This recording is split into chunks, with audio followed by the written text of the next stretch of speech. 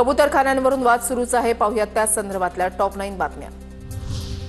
दादरमधल्या आंदोलनाच्या पार्श्वभूमीवर मराठी एकीकरण समितीला पोलिसांची नोटीस. कबूतरखाना कायमचा बंद करण्यासाठी मराठी एकीकरण समिती उद्या आंदोलनाच्या पवित्र्यात जैन समुदायाला उत्तर देणार.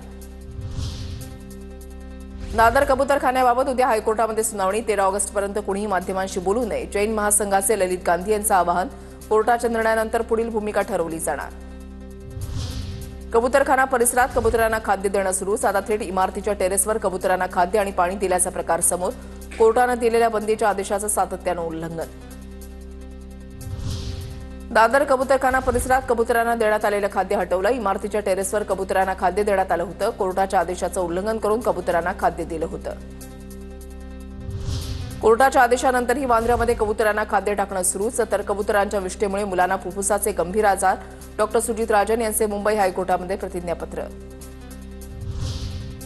कबुतरांच्या विष्ठेमुळे मुलांना फुफ्फुसाचे गंभीर आजार. डॉक्टर सुजित राजन यांचे मुंबई हायकोर्टामध्ये प्रतिज्ञापत्र.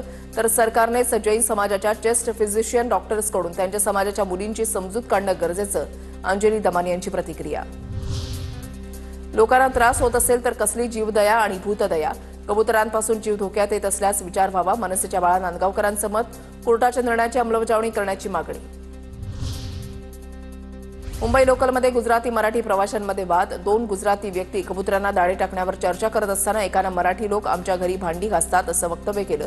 त्यावरून मराठी आणि गुजराती प्रवाशांमध्ये वाद.